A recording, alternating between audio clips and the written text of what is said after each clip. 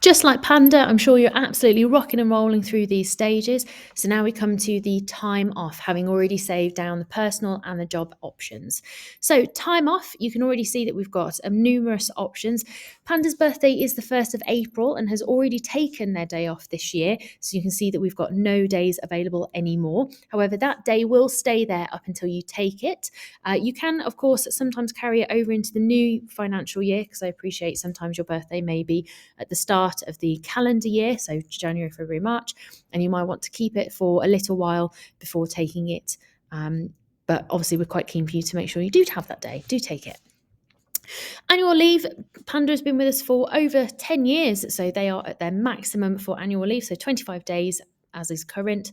And to take that annual leave, you can just pop a record time off and pop in a request. So Panda's going to be looking at taking a couple of days off in the coming weeks. Lovely. As you can see, Tuesday, Wednesday, Thursday, wonderful. Taking full days.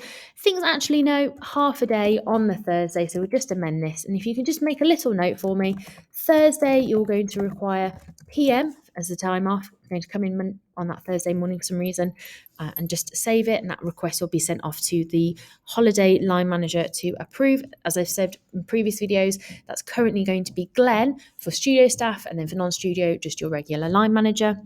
Now, as you can see, those days are scheduled for 2.5 days scheduled to take. Now, if Panda had actually taken some time already, so say we're a little bit on in April, so imagine they'd already taken the 3rd off, you will see that it will already automate it down to 24 days. So that just allows you to know that you still have 24 days to come to take.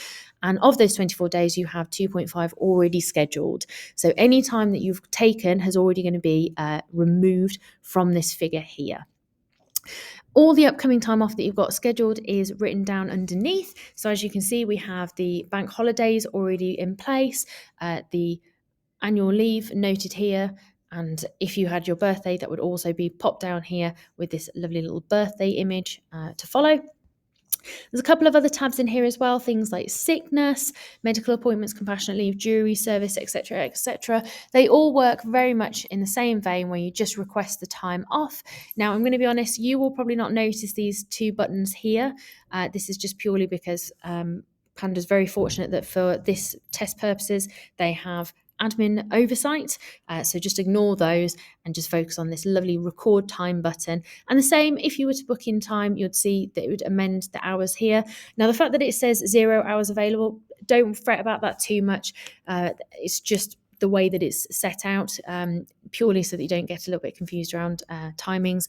And obviously, as with anything, Bamboo is new to us, so it is a learning process for us on how to make things a little bit easier to pick up and view. So you might see that those do change a little bit with things like the compassionate leave and jury service.